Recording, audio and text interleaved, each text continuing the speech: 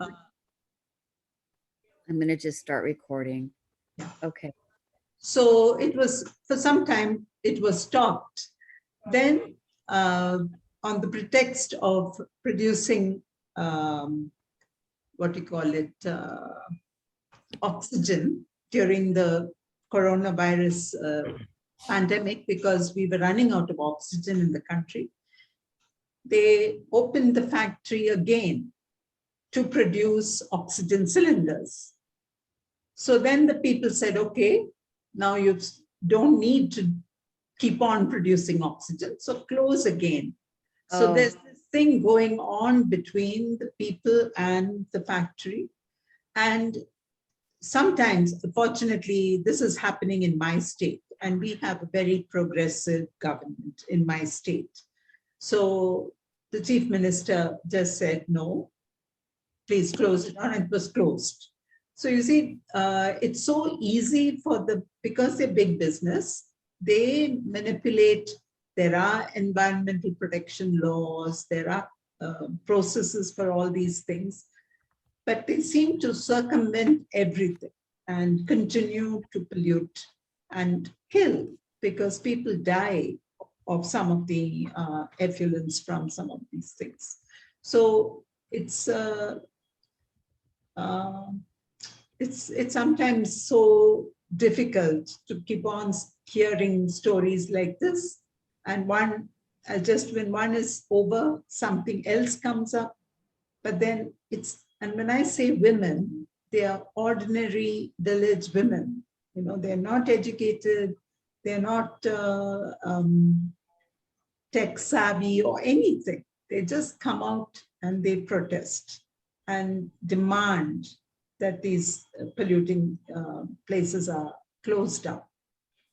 So it's been very effective, women-led movements, as I say in my article, against the nuclear reactor too. It was women who protested, but the nuclear reactor, they reopened it and they have refused to close it because the government benefits from having the reactor.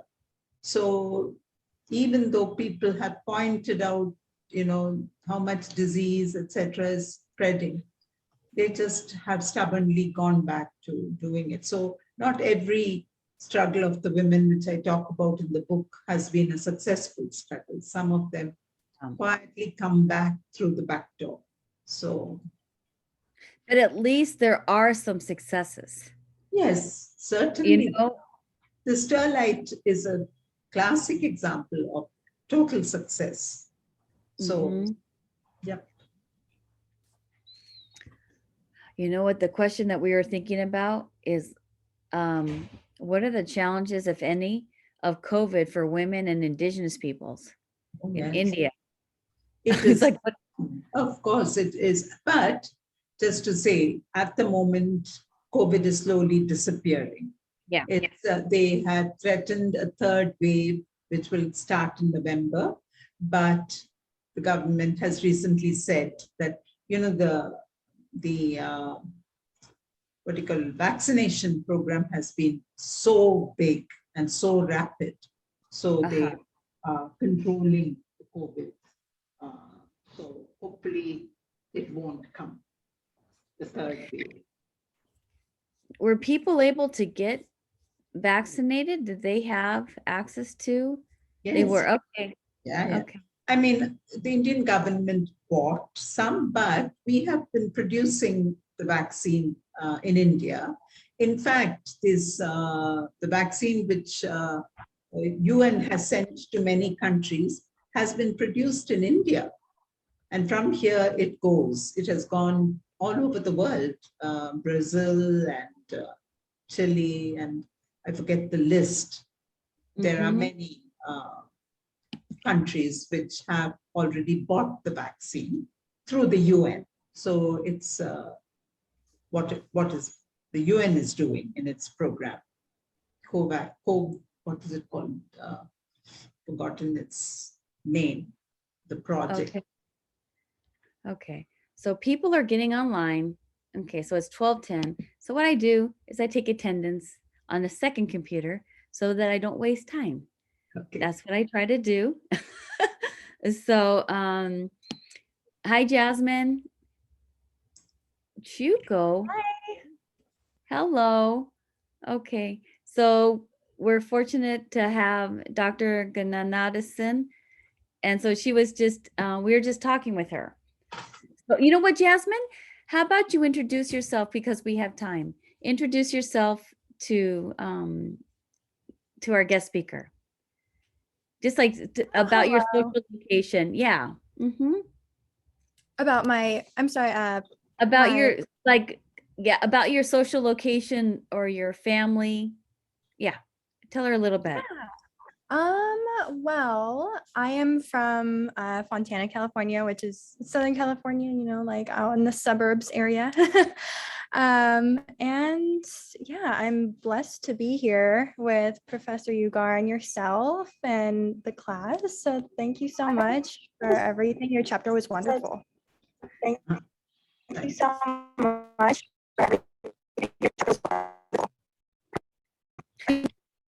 Oh gosh, the sound is going again. I'm getting nervous.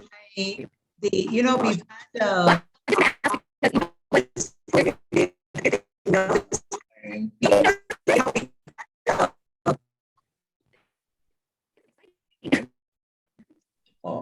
oh. Teresa, I hope you can hear me. Can you hear me? The internet is very bad here. Oh God.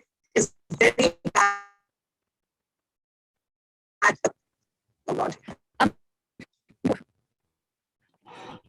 The internet is very shaky here. There was quite a bad sort of thunderstorm.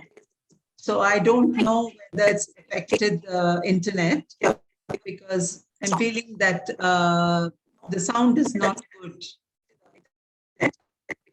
Is it okay? The sound is not good. Is it okay?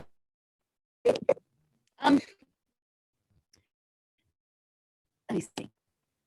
I'm opening up a different computer. I don't know if you can hear me.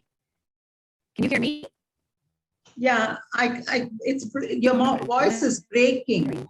I can hear you, but your voice is breaking. Your voice is breaking. I can hear you, but your voice is breaking. Okay. I'm wondering if my voice is breaking just because I was trying to figure out if we could hear you. Someone says, I was wondering. that you can hear me, but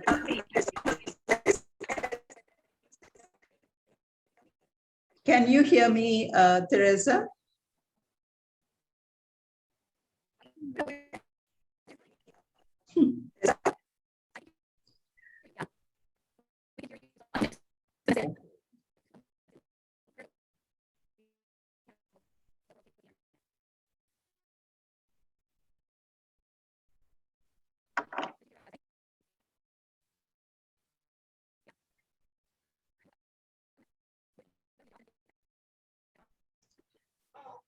Sometimes if you put off your video, then the sound gets clearer, Teresa. So maybe could you try that? And I too will. I will.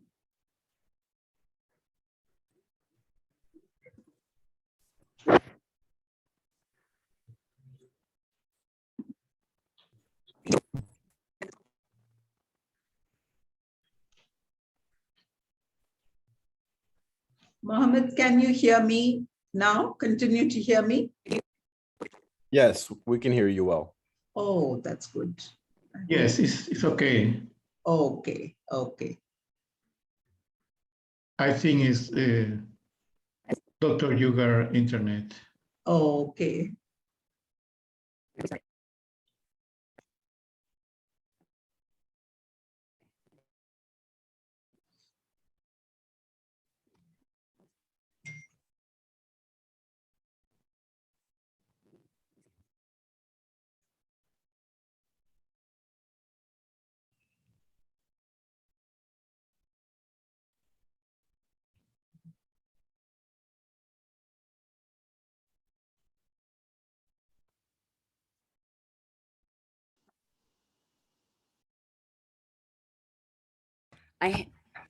Okay, I have a second computer that I just got on.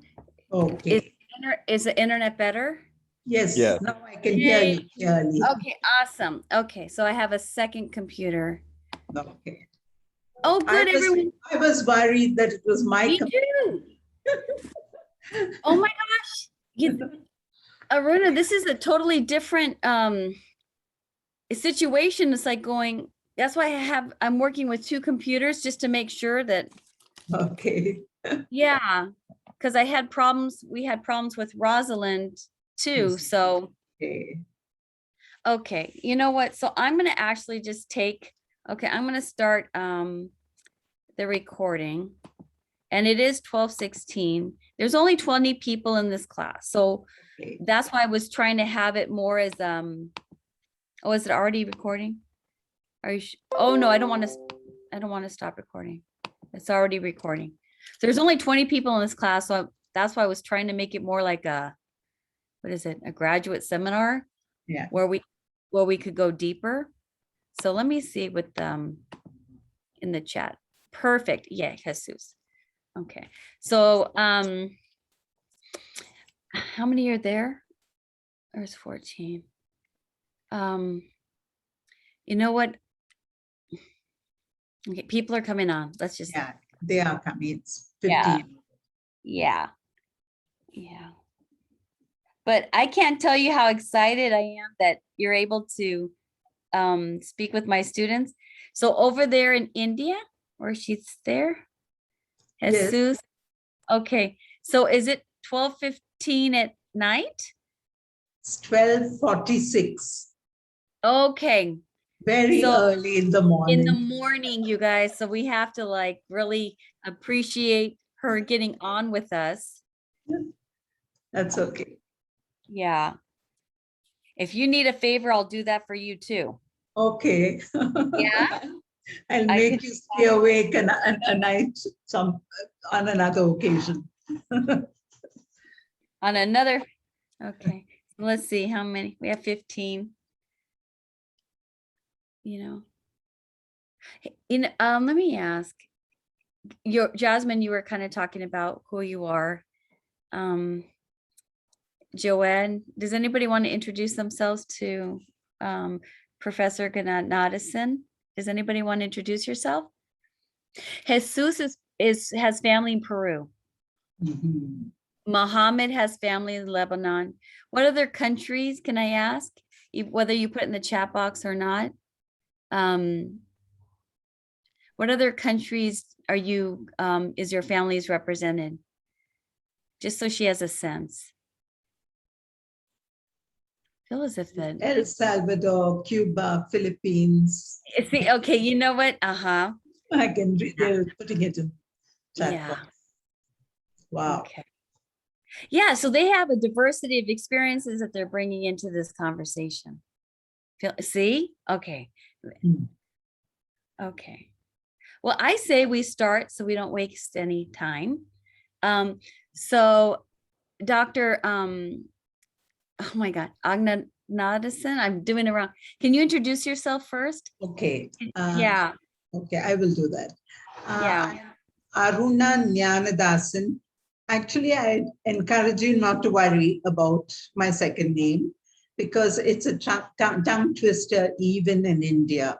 People from the north of India cannot say my name. It's a very Tamil name, local to the place where I come from. So it is not easy for most people, and certainly from other parts of the world, because it is a GNA, is Nya. Yeah. That's the G is silent, and you say Okay. Nya, and that's complicated. People don't therefore know how to say it. So don't worry about Okay.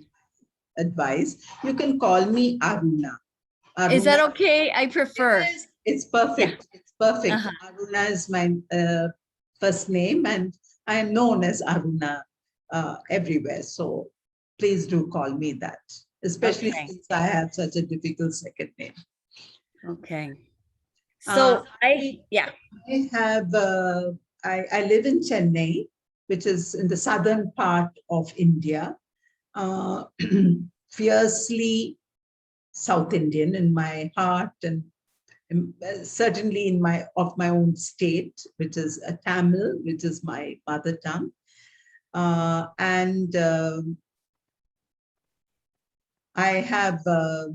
have studied in the US. By the way, I was in San Jose, in San Francisco Theological Seminary. That's where I did my doctorate of ministries from. So I have traveled very often to the States in different parts of the country, but other countries also, because I was working with the World Council of Churches, which is situated in Geneva in Switzerland. And from there, I was there for almost 20 years and traveled all over the world, including the United States. So many of your countries which you are naming here are countries which I have visited. So I feel happy to be meeting all of you. Okay, is that enough for an introduction? Yeah. Okay. Yeah. I had asked Aruna if she would talk about, like, maybe give us a historical her story of her longtime interest in this topic. Okay. Well, I grew up on a farm, it's a small family farm, not a big one. It was 16 acres of land. And growing up with nature, literally, formed me somehow. It just sort of made me aware of nature around me. And then I realized that if you are a feminist in this country, you have to be an eco-feminist, because we don't have anything which is sort of pure feminism in India.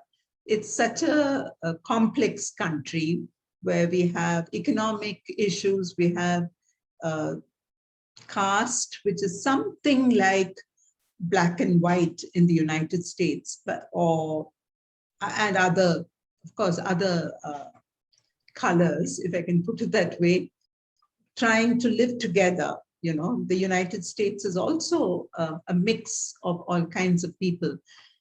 And in India, we also have what is called the caste system, which is actually comes out of Hinduism.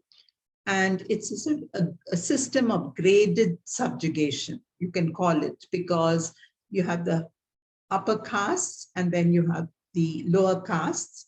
And according to occupation, these are formed.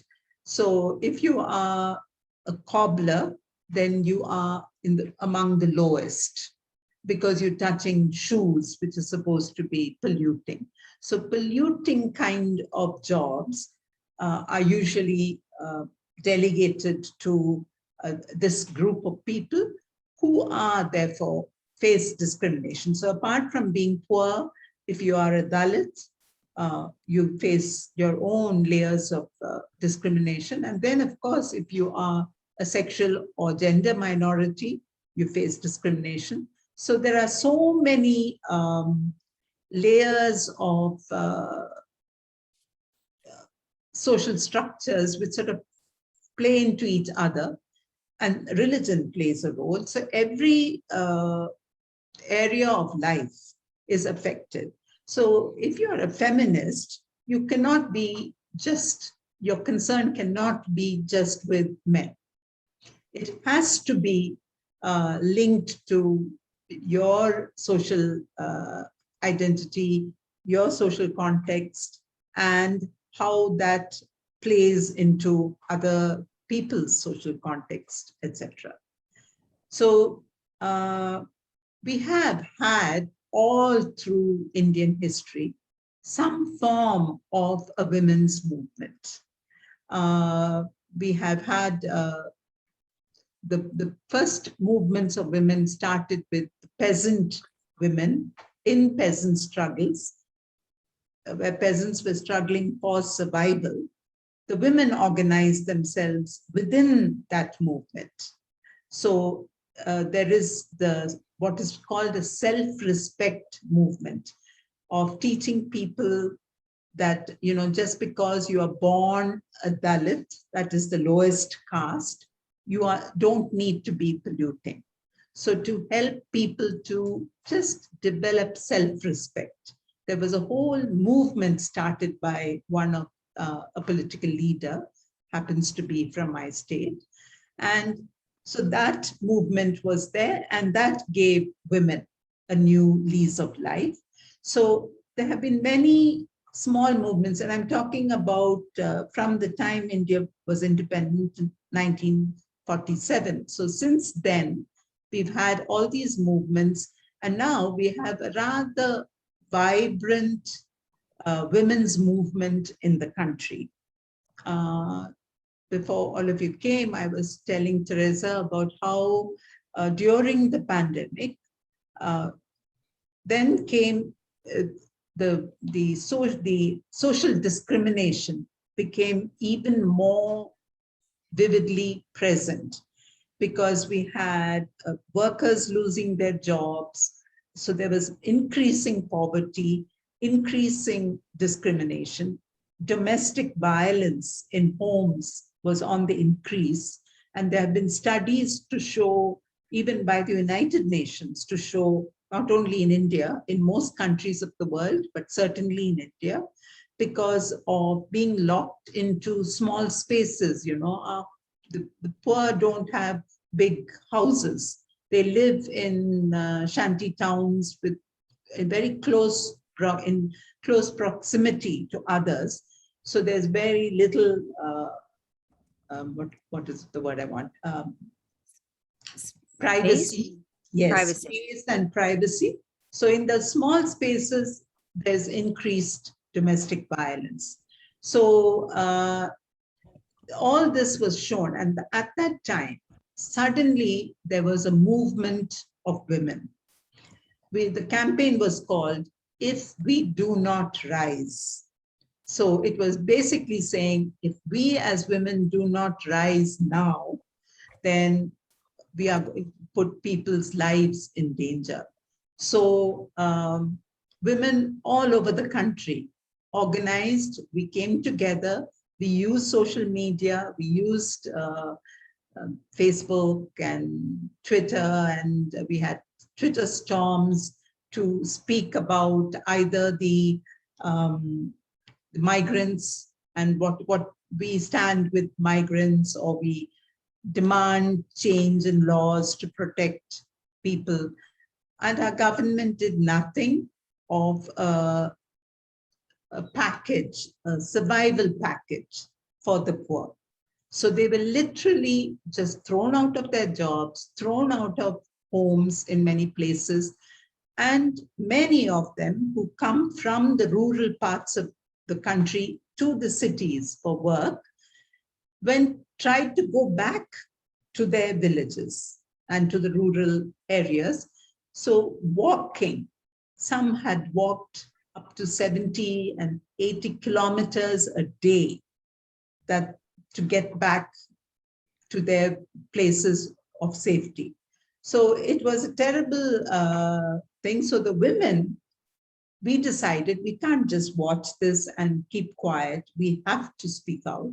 So this gave rise to a new wave of the women's movement in India. And women all over the country were part of this "If We Do Not Rise" campaign. And that has stayed sort of thing. Last year, there was a young woman, a 19-year-old woman, was gang raped by upper caste landlords, the people who own the land. This is a poor girl from a lower caste and, very poor woman. She was gang raped by 4 men, and they killed her. They literally murdered her. And then they quickly burnt her body, because in India we cremate bodies. So they burnt her body. So there was not even forensic evidence available to show what had happened to her, etc.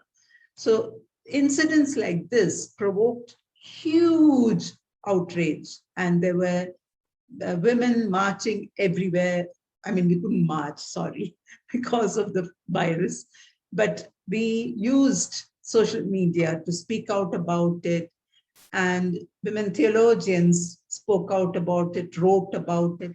So women in this country are all the time alert, and we believe that we need to be in the forefront of trying to bring change to.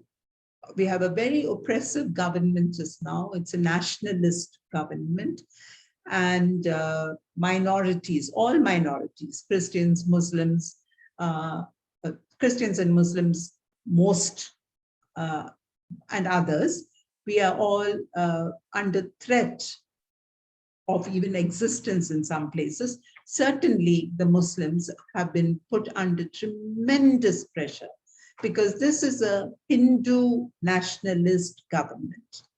So they have introduced a law that every Muslim has to register themselves if they want to keep their citizenship.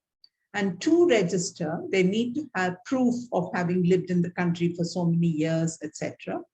And that is not possible for most people because we come from a country where poverty and even illiteracy had seen to it that people don't have any papers as such to prove where they came from or where their ancestors came from. They don't have proof of that. For them, this is India, this is their country. And suddenly the government introduces this just to provoke, I mean, to ensure that this becomes a Hindu country. They call it Hindutva, which is the country of Hindus. And they want, the attacks are not so much on the Christians just now, though there are occasional attacks. The main target of attack are the Muslims. So this is has been happening throughout the pandemic, and therefore the women's movement has been very strong in protesting all this. Not only the women's movement, we have the intellectuals who have spoken out, we have the workers' movements, the farmers who have been very strong in their protests against laws which discriminate against them. So I would say that, therefore, it is, while it looks like, you know, all the news that you read, India has been called the rape capital of the world. Now we have this thing about trafficking in African women. This will be in one small corner of a country of 1.5 billion people. I'm not exaggerating, it's 1.5 billion. So we are a very big country and have lots of human beings here. So here and there, these things could happen, but of course it gets into the news. But just be aware, there is also this very strong resistance to oppression. And of course, some of these incidents happen without, even as we are watching, some of these terrible things have happened to women and to men. But there is also a resistance all over the country. Is it better if people ask me questions so that I just don't keep on talking, but answer some of their concerns or questions? Is it better that way, Teresa? Can't hear you. You have to unmute yourself. Okay. I want to ask you a question Yeah. first, but I say we do open it up for questions and Yeah. with the comments from the students. But if we wanted to find out more accurate information about what's going on in India, what do we do? Actually, Mhm. I had just started collecting some links for you. I have a journalist friend, so I gave her this responsibility of collecting some articles and sharing it with you so you could share it with your students. There are Awesome. some alternate media where you can get the truth. And one is called The Wire, The Wire, W-I-R-E. This is a very good, you can find it online. And so that's one. And I, at the moment, don't remember, but she is collecting it and I will send it to you. Okay. Sorry, I didn't prepare that before this. I had hoped to bring it today, but I forgot about it. So there are very good alternate media. You find it on the web. Some of them come as videos on YouTube even. And they are very powerful commentary by thinkers and others, which say the truth, the real truth in everything that is happening in the country. Because, you know, there's so much of stifling of the media, not openly. We don't have like in China or something where there is, you know, it's done in a very subtle way. And it's how the big business takes control of the media. And then they keep their staff under check. You know, so in that way, the real truth never comes out. So the media has been unable to deal with the amount of rubbish that is going on, in, you know, what is going on, and not able to share it properly with people. But we know these alternate media outlets, and most of us, there's one news channel which is fairly good. And even there's some parts of it are good, because even all of them are in the hands of big business. So they do what their masters tell them to do. Yeah, we have the same challenges here. Yeah. That's why we need to overturn Citizens United. Yes. That's another. Okay. So you know what? Let's open it up for questions. Yeah. So, or comments about the article, things that, you know, that really touched you or thought not, yeah. So what do you think? Who would like to speak? Some of you have sent questions. I prefer that you ask those questions here so that I can share our responses with everyone. Okay. I have one question regarding the essay you wrote in the book. And you describe three cases of environmental damages in India. And those obviously has an impact in people there, and how women react, or they gather and trying to find out solutions to that one. And then you pointed one thing regarding to the Christians, that their theology, it's or the religion, it doesn't help to understand the indigenous more compromised with the nature, so they understand the nature in a different way than Christians. Mm-hmm. But at the same time, I think the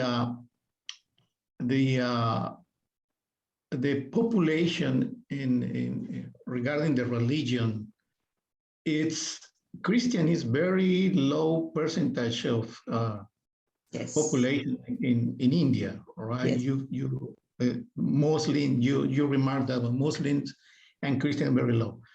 So it's a factor to help to, you know, don't understand the situations in the environment. But how much it affect the Christianity being a very low population in a country where the Hinduism is almost 80%. Yes, yes. One of the interesting features about Hinduism is it's not really a religion. It's a way of life. It is about value systems. In fact, it's a beautiful philosophy which undergirds Hinduism. It's about respecting each other. It's about respecting different people who do different jobs for you. It's got codes and values and ways of behaving for all relationships, if you could say. Unfortunately, it got codified into a religion and got into the hands of the upper caste, the Brahminical caste of people. And they have taken control. They have made it into a religion. And when they saw that Christians have a holy book, so they made of course, they always had great literature, which came out of the Hindu movement, but they became holy books. They made them into holy books too. So now they say, according to the Vedas, da, da, da, da, da. So they are following maybe what Christians did first, and have become more and more rigid and clear that they are the owners of this country. They are 80% of the population, but not 80% are really Hindus.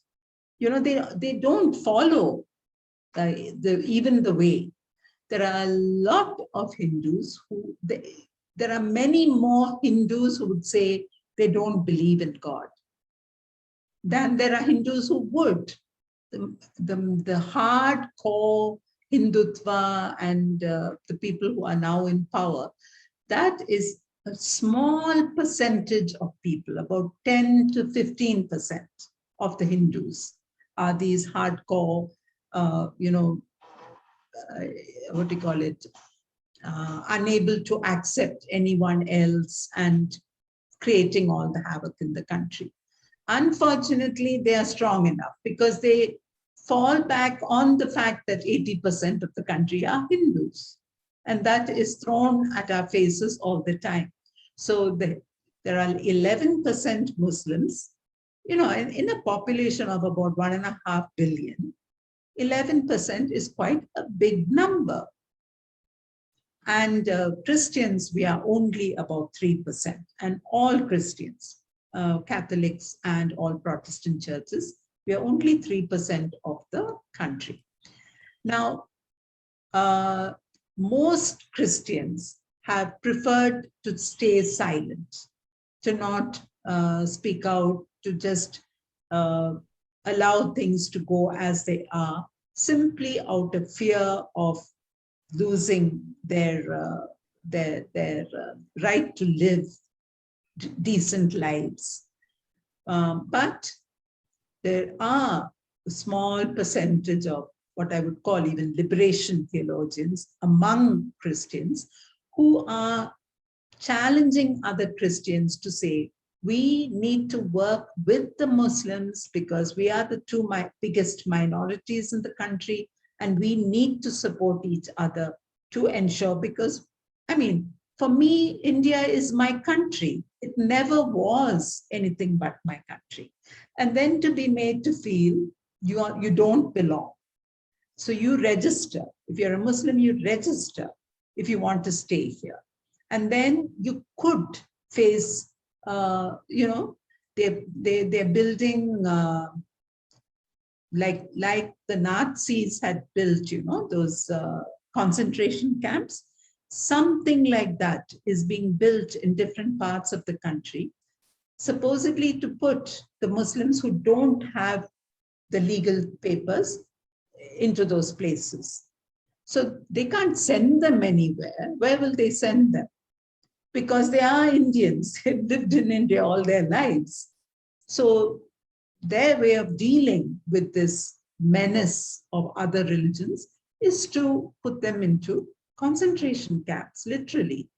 So there's a huge, of course, thank God, there are so many Hindus who protest against all this, because we have the intellectuals and the intelligent Hindus, if I could put it that way, is quite a large percentage. So they are in the forefront of struggles against all these kinds of policies of the present government. But unfortunately, just out of populism, that government came to power. And we are so afraid that they will take that same sweep, because, you know, they made Hindus feel somebody who cares for you is now here. So that's the sort of message that the Hindus are getting. And there are many ordinary Hindus who will say, this is the government for us because they will protect our rights. As if we are all not, we've always been here, and Christians and Muslims have contributed so much in the area of arts and literature, as well as in buildings and in every field, you know. So we have built this country. This is our country. And then to be made to feel you don't belong here. It's a terrible feeling for people to have. And there are many who live in very insecure conditions because of that, among particularly the Muslims. So we are going, and therefore, what we as the women's movement are saying, the only hope for the country is we have an election in 2024, a national election.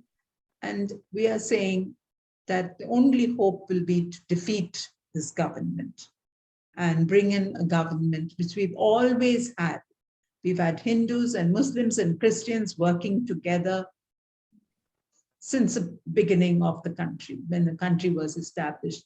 So we feel we should go back to that rather than this kind of hatred and creating divisions and, you know, claiming that this is their country and therefore the rest of us don't have a place here.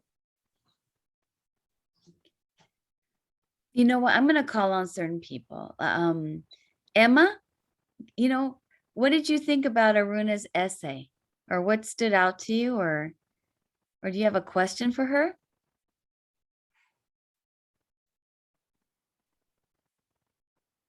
If you have a mic too. Oh, the batteries. Okay. I need to plug in the computer. Okay. Okay. See the multi-layers of computers. Okay. I have another Comment? comment. Yeah, is regarding the population of India.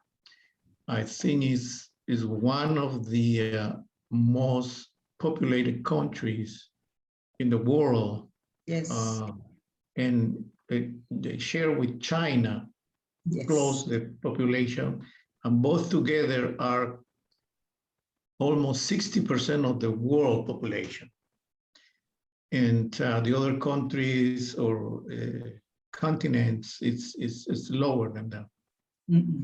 That factor, the overpopulation, is you consider overpopulation. I don't think that one, but is that factor contribute to making wars not only economic or environmental situations, but also how the government can manage the population too? I'm not sure. I didn't understand. What is your question? What is the question? Yeah, is the factor of the population in India. Yeah. It's considered that in making wars, any effort of the government as as government administration, to manage the country in different aspects, economic, politics, environment, and that it doesn't help to fix the problems because of the population. Well, I won't put it to population because we have a very quite a large section of educated population of people. And we have, of course, we have some who are illiterate even, but it's a very small percentage. So the point is that, yes, population is an issue if you talk about the environment, because there are more people using up the resources of the earth. So therefore, yes, and we have not managed our resources well. It's the main thing is the unequal distribution of everything rather than just the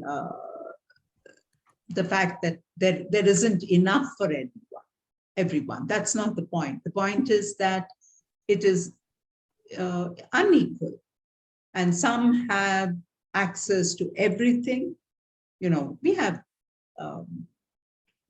a city like mine, about 10% of the population have swimming pools and in their homes, in their backyards, and they have big gardens and everything.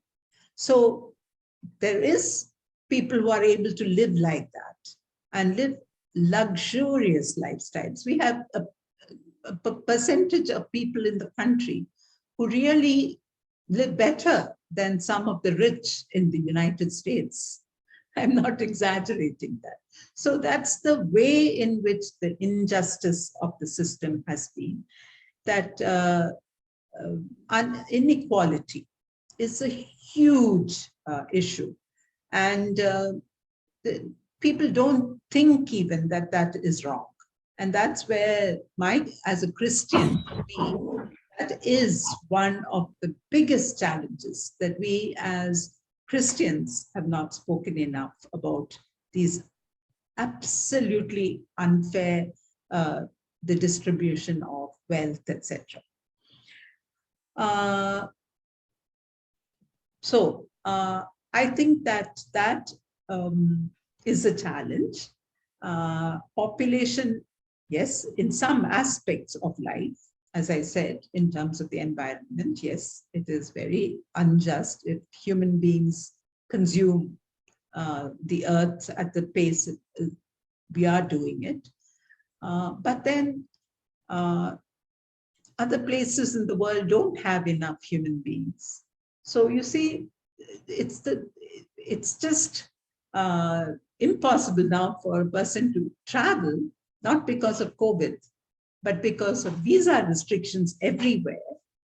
And so some people have access to everything and keep their own little lifestyles going. And in other places, people are barely surviving. So, we haven't got a culture of recognizing we belong in this world together. And it's not mine and yours. And sometimes it worries me when we talk about my country and my resources, because how can we ever possess? We don't possess the waters of the sea and the air we breathe, etc. It belongs to all of us, and we all have a responsibility to keep it clean and to keep it fresh, etc. for everyone, and not just for some.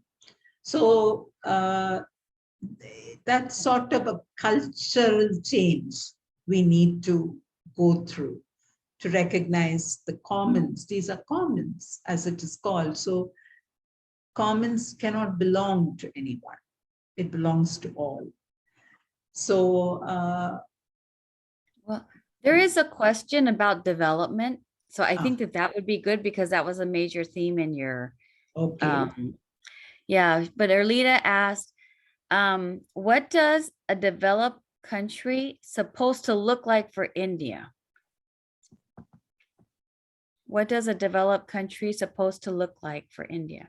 I guess, are you probably saying that like the government is putting so much or investing in development in India? What would that look like? I don't know what exactly she wants to know, but Oh, let me try to. Erlita, do you have a mic? Can you articulate it to Aruna? Do you have access to a mic?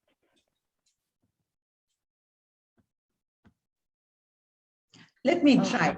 Let me Okay, try. If I perfect, haven't perfect. understood her, then she can explain it a little more.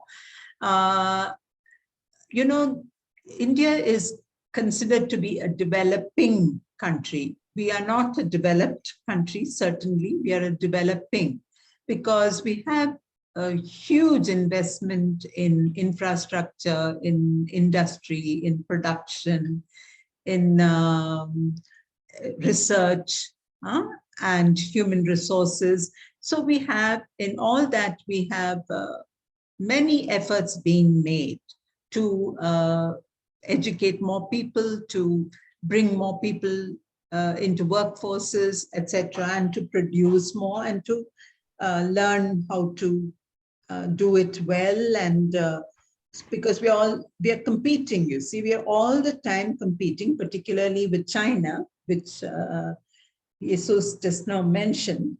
So this competition itself makes a country have to do things better. So those things are constantly happening. In that sense, it is a developing country.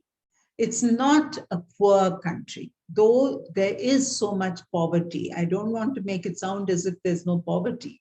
There is so much poverty in the country, and it's because of the unequal distribution of wealth, as I said. You see, when I remember reading, I think listening to the news, the CNN, one of the first things that your present government did, the Democrats, when they came to power, one of the first things was to give money to people, put money in the hands of people so that they can somehow survive, you know, and get back to becoming productive.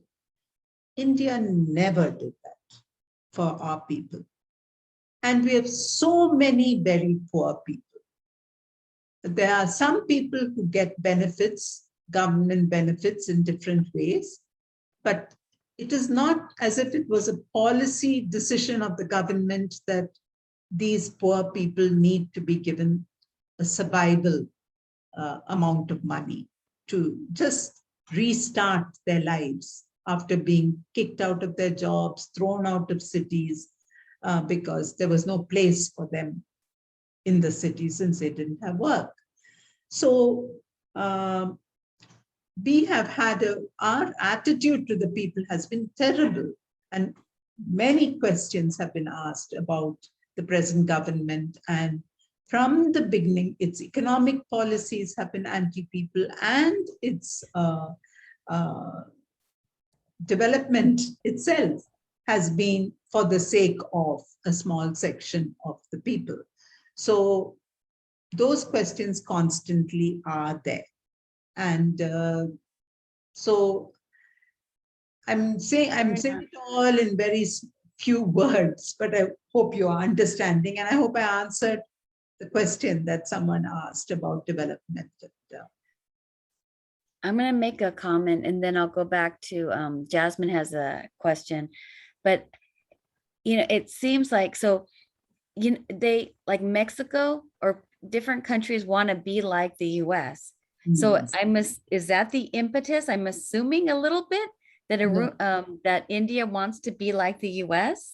No. Oh, no. Okay. No, it's not the US model. That's not at all in our, you know, we're very far away for one thing. So it's not the way in which they're their neighbors. So, you know, you see the US. Here, most people have no idea about what life in the US is, apart from movies and things. Very few people travel. So, you know, they don't go out of India much to see everything. It is I would say, yes, one of the big influences of the mind is the film industry. We have in regional languages, we have every language almost, we make films in India. And there you see lifestyles of people. And there's a lot of yearning to become like that, to have a house like that, or, so there is some wanting to become something better, that thing. And that craving to get more, to get a house.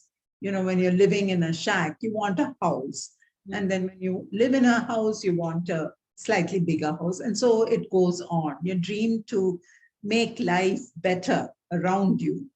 I think it's a sort of a natural impulse, rather than aping, but it is to ape the film stars, because you see them on the TV, you see their lifestyles, and they're so prominent in social media, etc. So many young people want to become like those film stars and, dress like them and travel like them. So they want big cars or fast motorbikes or whatever. So that is definitely a very strong influence on people in India. Yeah, I was thinking in terms of capitalism too. You know what I mean? Like but you said it. I mean, people want to move up. Yeah. But I think that the capitalism is very much alive in India, what we call crony capitalism. These are not the big multinational corporations. We have our own brand of capitalists in India, and they're called crony capitalists because they're sort of pretend capitalists almost, but they follow all the same rules of the game as any big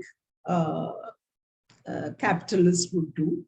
So, and they are the ones who are in the hands of the government and are funding the government and the party, the ruling party, not the government, the ruling party, and therefore they get their benefits. So, now they're going to, because we have a lot of industries which are barely surviving because of the COVID and the effects on people. And now the government wants to sell those assets, the industries, to these industrialists. The big airline company was yesterday sold to one family of industrialists. And this is the Indian Airlines, which has been an icon of Indian development. It belonged to the government till yesterday. A deal has been sealed and it's gone to one family. So this is happening rapidly to the national wealth. It is being funneled into the hands of these few families. Jasmine, what, Aruna, that kind of blows my mind. that this one family has just bought out that airline. Yes.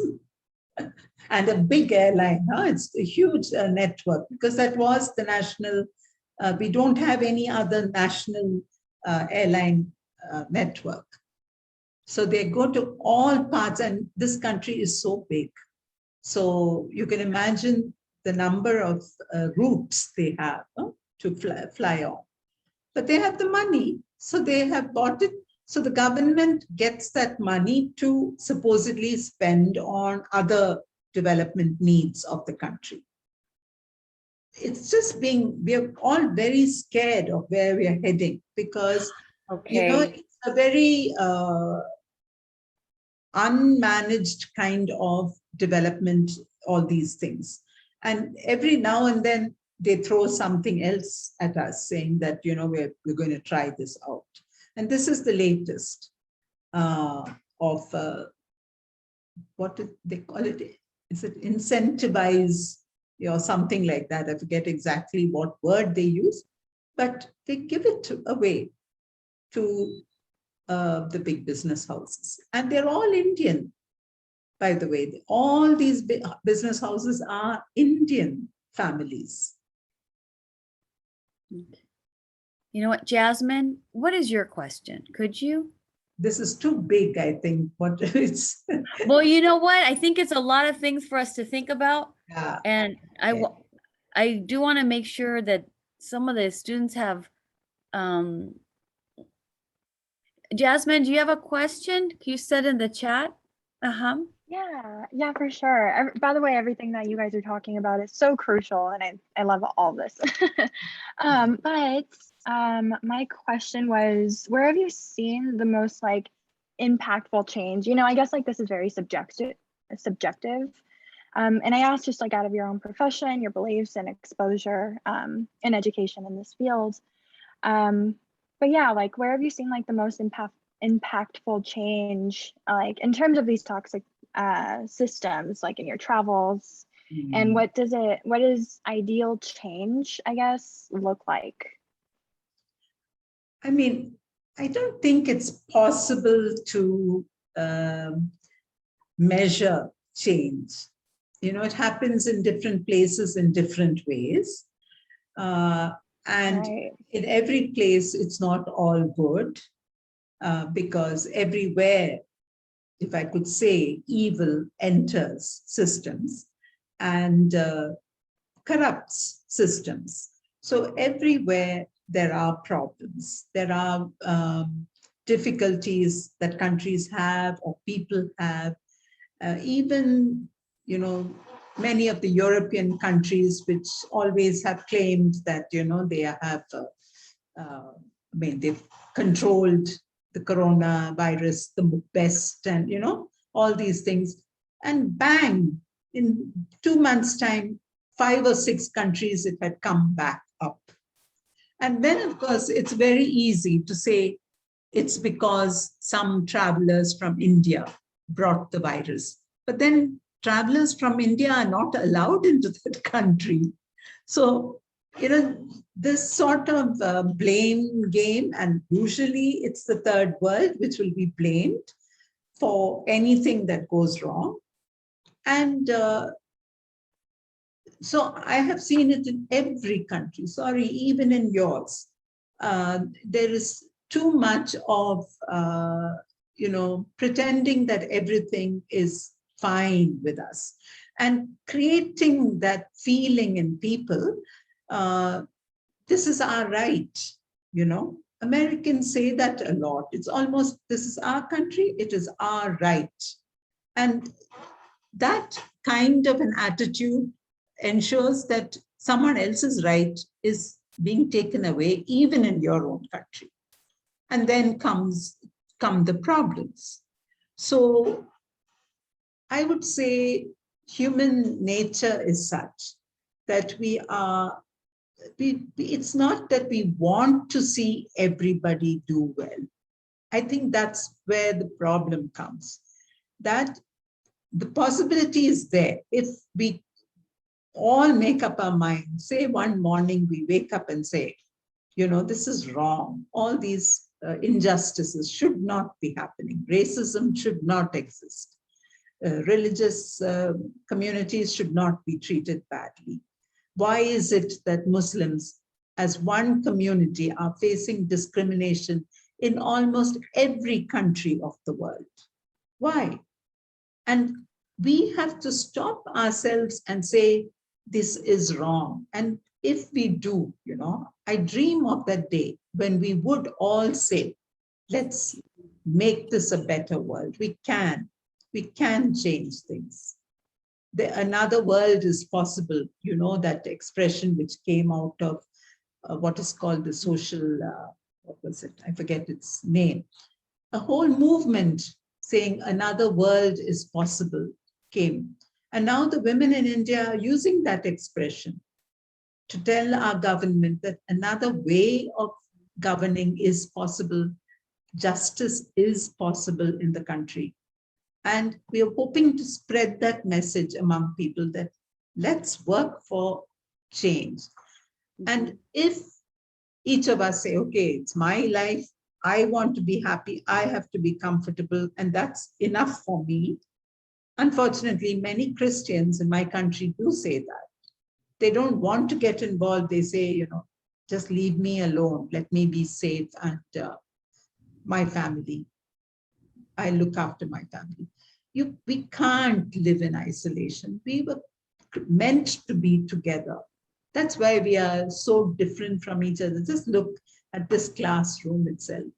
The different colors, the different languages, the different ways we look, the way we dress, everything is so different, but we still together form something beautiful. So if only we would get, so for me, it's change comes in different places. Yes, everywhere there is some change or the other, but I feel the human spirit of sharing and being with others and working with others is not strong enough. Mhm. So that's I'm kind of similar to you. Like, I still have hope in humanity. yeah. That there are certain people that, that we can, I think when you lose hope in humanity, that's where it gets to be a despairing place. Yes. So I'm going to say, so Maribel said, I agree with Aruna. Her use of the term the privileged minority are those who benefit from the developed country, thus in India. Okay. Mirka, she's in the library. Her question is, how is data and scientific information presented to the public in India, especially after reading that India has high pollution rates? We have high pollution rates. We have more deaths from the coronavirus than has been let out. So the data that was presented to the population was not the truth. But we have a scientific community here which wants to have the truth. So it was all exposed. The government data was all exposed, and the government was forced to accept that they did not reveal the correct numbers of deaths or the numbers of people with the virus, etc. It's very difficult in a country like India, which is so big. Everyone doesn't go to the hospital. Some can't afford to go to a hospital, but many just don't believe in hospitals because they believe in home care, and with my grandmother's medicines, I will get well. This attitude. So even if they had the coronavirus, they stayed at home and self-isolated and became well. And so that is not counted. Or if they died, which also happened because they were not getting the correct treatment and they were doing it by themselves in their homes, that was also not counted. So it's only those who went to hospitals and died in hospitals, all that was clear, correct data. But the scientists pointed out that many people in India follow different systems. They don't go to a hospital for treatment. So now, slowly, the government has accepted that it could even be double the numbers they had announced as the numbers who died. So it's really sad. So data is, we do have a scientific community, which is very good, very methodical in doing all this analysis. And, those guys travel, they go to, for instance, they come to the States, they talk to the way it is done in the States. They learn from that, they bring back information. So that's how information is shared. And it's been found out that there were mistakes made in the way the numbers were being the data was presented. So I just want you to know that it is there. We do have a scientific community which is very data oriented and is careful, and a big scientific community which is even, we have our own vaccine which is developed here. Of course, the WHO has yet not recognized it. It's next week for them to recognize, but quite a large population of people have already taken that vaccine and are fine. They haven't contracted the virus. So evidently it's a foolproof virus, but the WHO hasn't yet approved it. But next week they say now they are going to approve. So we have a, I think, oh, yeah, we have a Aruna, massive I'm community. so sorry. That's okay. I shouldn't have that. Yeah. No, I was just gonna say that part of the problem is, or the importance of your work too, is just to highlight what are the significant contributions of India as a country, because I believe, was it prior to us talking, or I think it was in the class itself, about misperceptions of India, or the way that, what is it, people from the outside see it, or you said that, what did you, about people are being raped? What did, Yeah, the rape capital of the world.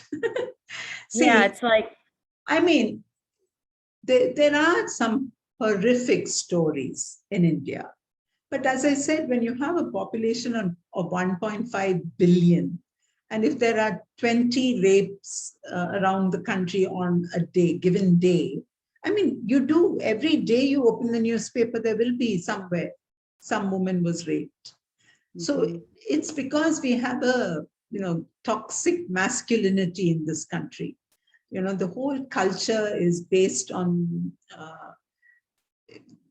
male power and nonsense like that. And men are allowed to do anything they want in a way. So there's a lot of abuse of women, etc. Yes, but it's not in every house or every street, or when I walk out, I don't see all battered women on the streets. I live in a middle class suburb, and everyone is like any city anywhere in the world. We are all busy with our work. We greet each other and we are happy in our families, and most families are happy.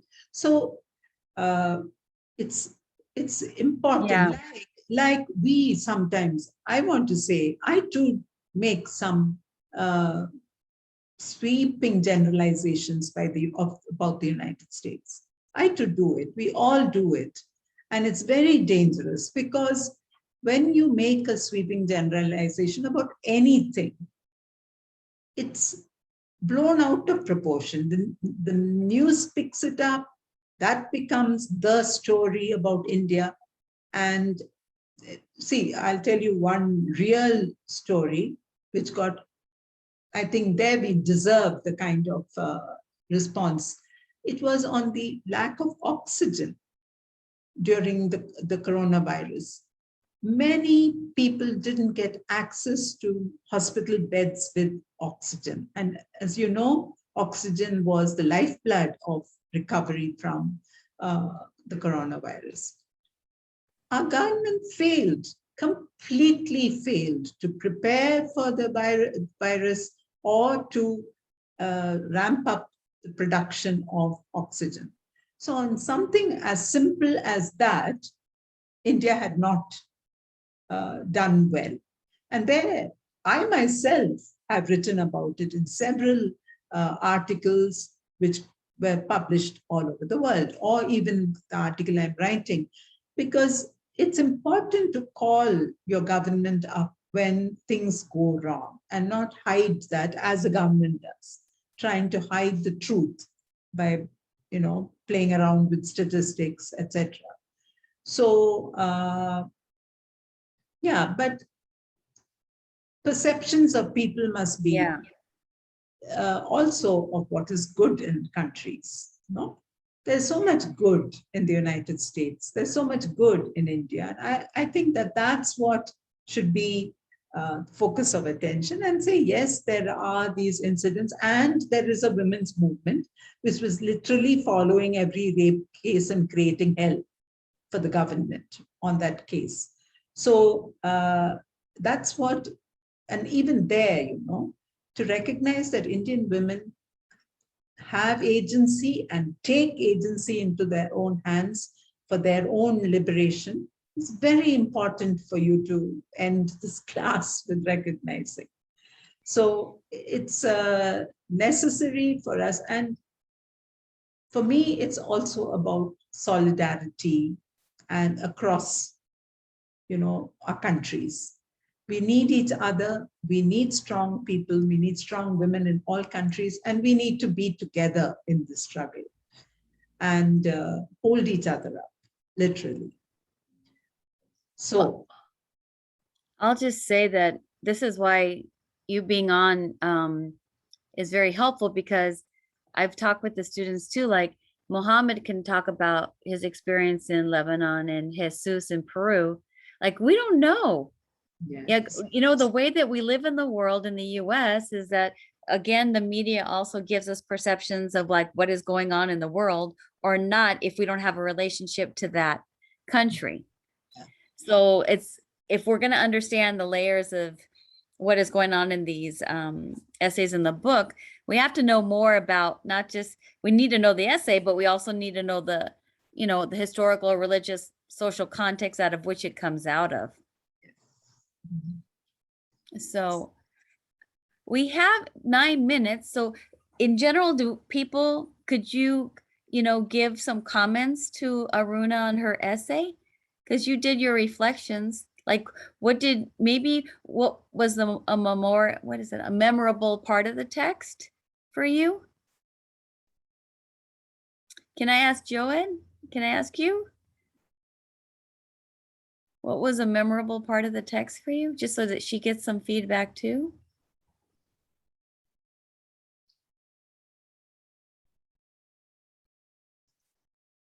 Or Alicia. Or Alicia, if you have a mic. I'm like, don't be quiet. We're so fortunate. Okay, so there's a chat. Or Mirka. Katie said, a quote that stood out to me was, for many of them, the destruction of Earth is the destruction of life itself. That's what indigenous women told me. Actually, this is a direct quote from a woman, an indigenous woman. You know, she said that for us, if you destroy Earth, you're destroying us, our lives. So that sort of a feeling of being part of the earth is very strong in indigenous cultures all over the world, and certainly in India. And that's why, you know, I have used the expression, I don't know whether I used it in this article, of the traditions of prudence, because when you consider the earth as part of you, then you want to protect the earth. You want to protect the things of the earth. And then you develop systems to protect the earth. And that's what indigenous women have developed. And they carry these traditions of prudence, and they therefore urge us all to learn from those ways of caring for the earth and for each other. By the way, it's as much as a caring for each other. They're so community oriented. I agree. It's like across the different essays, I feel as if the indigenous population has a lot to teach us in terms of how to, you know, think about questions of, what is it, bringing healing to the earth. Okay, Samantha said, I feel like the first paragraph spoke volumes on how the appearance of a country can be more important than the people in it. Jesus, memorable for me, eco-feminist vision in India is therefore an eco-just feminist vision. The inclusion of women's perspective in the debate of contemporaneous problems contribute to the solution. The ending quote that stood out to me, do we dare not listen to the earth and to women? Mhm. And that's your personal quote too, right, Aruna? Yes, yes. Do not dare listen to the earth and to the women. You know, okay, it's 1:25. Does anybody have any final comments? Yeah. Her text, quote, this calls for a new understanding and language for the image of God. Yes. Was a memorable piece for me because it holds a strong affirmation. Yes. So as humans, we go through the life cycle. We give birth, we nurture our young ones at the breast, we grow and we die. The earth will never die, but this requires that we as women who go through the same processes of birthing and caring for our children need to also nurture the earth. This is also told by an indigenous woman to me. So these are direct quotes from them. You know what? So Aruna, I want to say to you, just so that it is so clear that in India, you are a parallel to Rosemary in North America. Thank you. Uh-huh. I- It is. that- It is an honor to say that because you're using your privilege to be able to give a voice to these women, like similarly with Silvio Marcos too. I mean, they haven't read that article, but I'm just saying that you're using that the platform that you have in education, you know, just like Rosemary did or does. You know what? Okay. Yes, she does. Let's see. As you know, okay, so both the poor and the earth cry out for justice. Nature can be seen as the new poor. Oh yeah, that's That's that's Leonardo Boff, the famous Leonardo Boff. who said that. He called them the nature as the new poor. You know what? That's profound too. Yes, yes, indeed. Not the poor that crowds out the human poor, but also poor, and as such, it demands our attention and care. Well, okay. I see these students once a week. Okay, so Thursdays, you know what, first, can we thank Aruna? You know, I don't know if you could put your little hands up on your Zoom platform. There, Jasmine has got her little hand up. You know, you could do your little. Thank you all. Thank you so much. Yeah, especially Also since it's enjoyed it. 1:45 in the morning there. Yes. I Okay. didn't even notice that, I was wondering, I hope I won't get tired and fall asleep. But I'm no gonna way. say, you know what? Women are working a lot. For her to stay up this late for us, you know what? It's such a gift.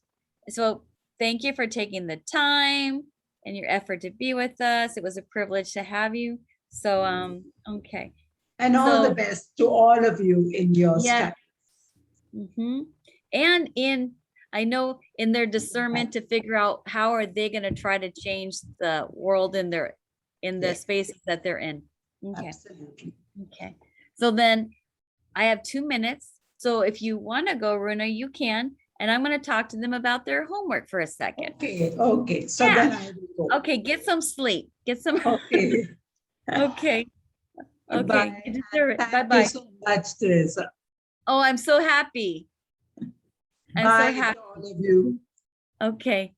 Okay. So I'm going to say, I think last Thursday, nobody came online, which is fine. But I have a feeling you're all doing your midterm stuff. I'm just going to ask on Thursday, would anybody be online? Because it's optional. I'm just wondering. I'm just want to give anybody on Thursday. I actually would want to talk to you more about, that's okay. I would want to talk to you more about Vandana Shiva, but that's okay. Yeah.